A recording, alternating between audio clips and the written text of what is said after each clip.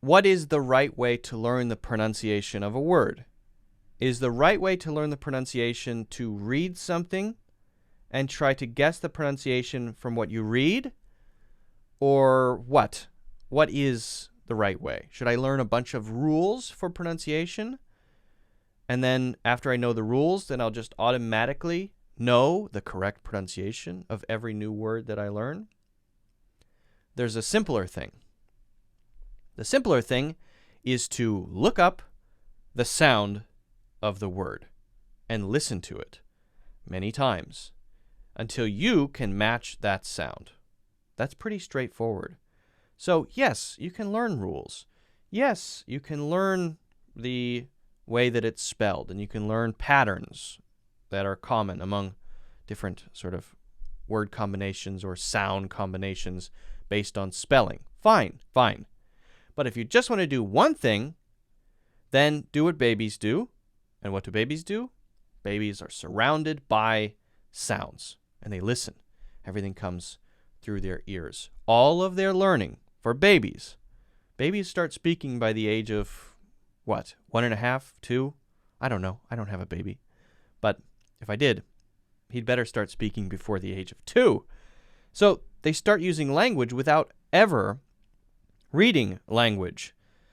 So how do they get it? They get it by listening. That's the way to learn. You learn through sound. Now, for many of you, that's not the way you learned English. You learned your native language that way, but you didn't learn English that way because you learned it in school. And so you learned English with your eyeballs rather than your ears. That's a problem. So you have to bring your listening up to that level. So I want you, from now on, when you want to learn a new word, I want you to focus more on the sound of the word, how it actually sounds, rather than the word on the page. So how can you do this? Well, a simple and very efficient method is to just go to the dictionary or go to Google or wherever. So many apps and dictionaries out there, it almost doesn't matter.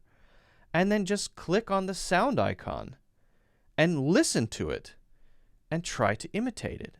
That's not very complicated. So let's do it. Let's do it. Let's try it. We're going to look at a couple of different pages on the internet. These are just examples, okay? Not a big deal. Very simple. And I want you to try to do this from now on, okay? To emphasize the sounds of things. So we're going to hop over here to this page. Here we go. Now you can see on this Google page, I've searched in Google. I've searched the word exuberant. Exuberant. Now there are a couple of things to note. This is just a Google search. I haven't even clicked on anything. I just typed in the word exuberant. I can see a phonetic spelling here.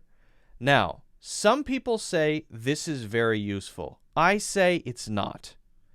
So I wouldn't tell you to focus on this. I don't think it matters. If you want to, go ahead, but I don't think so. Now, you can also see these dots in the middle. These are syllable markers. A syllable is a beat in a word. Exuberant. Exuberant. So this tells me it's a 4-syllable word. So this can be useful.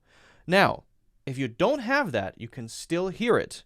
If you want to hear the syllables, listen for the word as you say it with your mouth closed. How many beats?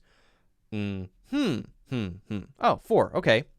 So you can do it with your ears as well. I think it's better with your ears. But if you want to make sure, then okay, you can do it this way. Now, the best thing to do is just listen. So most dictionaries, including Google, by the way, most dictionaries have this. And all you do is click. Exuberant. Nice. Exuberant. Nice. Exuberant. Exuberant. Exuberant. Exuberant. Exuberant. Exuberant. Exuberant. Exuberant. Exuberant. Exuberant. Very cool. What is this? Learn pronunciation? That's very interesting. I'm going to click on that. So, it looks like now I might be able to search how to pronounce, and by the way, this is just Google still, how to pronounce sounds, words. Exuberant. Ooh, that's actually a better spelling. I like that. Exuberant. Oh, a lady. Exuberant. Okay. Let's slow it down. Exuberant. Exuberant. Very nice. So we could practice that many times as well. That's very cool. Now I can practice it. I don't know how useful this is. I'm not recommending that you do the practice thing. I'm just showing you that, hey, this is something that is very easy. You just go there and you click on it and you listen to it and you copy it. You just copy the sound. You say it many times, and then you've learned the pronunciation, and you've sharpened your ear, and you've built and improved your awareness. Let's try the free dictionary. I've searched the same word here. Now here I see the definition. What's cool about the free dictionary is that you usually get some example sentences. So while you're learning it, you are going to be seeing it in context, right? So that's very useful to know not only what it means this, it means this, and it means this. It also means what you see in the context of the whole sentence. So that's a good way. That's very important, because if you know what it means and how to use it, then you can actually use it. But then there's another layer. You need to know what it means, you need to know how to use it, and you need to know how it sounds, right? So you click on, let's say, American pronunciation.